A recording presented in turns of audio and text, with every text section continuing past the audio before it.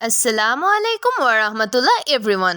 Welcome to our another mini vlog. কি অবস্থা সবার, কেমন আছেন? লাস্ট এক মাস দেশে যা অবস্থা বিরাজমান ছিল তা আসলে কখনোই ভোলার মতো না। পাশাপাশি স্কুল, কলেজ, ভার্সিটি সবই অফ ছিল, তো অনেকদিন কারোর সাথে দেখা সাক্ষাৎও হয়নি। তো কিছুদিন আগে আমাদের সিওটিএম এর ফাউন্ডার শবনম আপু বলল, চলো সবাই মিলে একটা ছোটখাটো মিট আপের ব্যবস্থা করি। তো যেই বলা সেই কাজ, আমরা সবাই রেডি হয়ে চলে গেলাম পান্থপথের কুডোসে। যেহেতু অনেক দিন পর দেখা, সেহেতু সবাই মিলে একসাথে গল্পগুজব করছিলাম।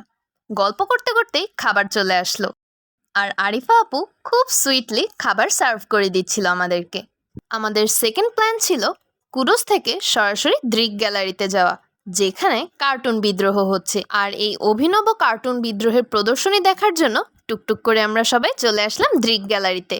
সেখানে ঢুকতেই দেখি বাইরে T shirt, tote bag, poster এসবের একটা ছোট্ট স্টল বসেছে। I want to add a little information about this exhibition. এই প্রদর্শনীটি চলবে আগামী 23শে আগস্ট পর্যন্ত, আর সময় হচ্ছে বিকাল 3টা থেকে রাত 8টা।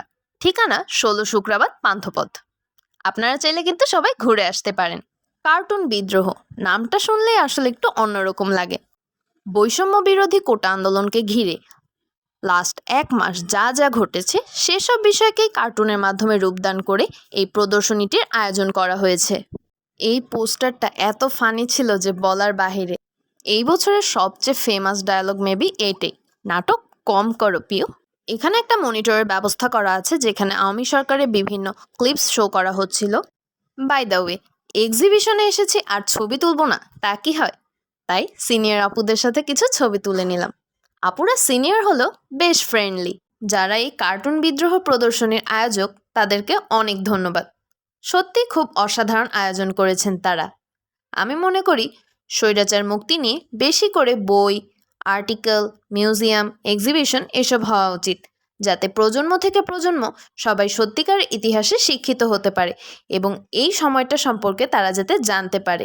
এই যে আমাদের হাউন আঙ্কেল, তার ভাতের হোটেলের ভাত নিয়ে কার্টুনের পোজে বসে আছে, এই পোস্টারটা খুবই ফানি ছিল। বাই দ্য ওয়ে, দেখেন তো এনাকে চিনতে পারেন কিনা? চিনতে পারলে অবশ্যই কমেন্ট করে জানিয়ে দিবেন। আর এই যে এখানে হচ্ছে মুগ্ধ লেখা পানির বোতল, এটা দেখে খারাপ লাগছিল। ওই যে পানি লাগবে পানি, সেই কথাটা আসলে মাথায় আসে। আসলে শুধু মুগ্ধ না, নাম না জানা আরও যারা এই আন্দোলনের শহীদ হয়েছেন, তাদের এই অবদান আসলে কখনোই ভোলার মতো নয়। প্রদর্শনীতে ঘুরতে ঘুরতে হঠাৎ দেখি বিকেল হয়ে গিয়েছে। এবার বাড়ি ফেরার পালা।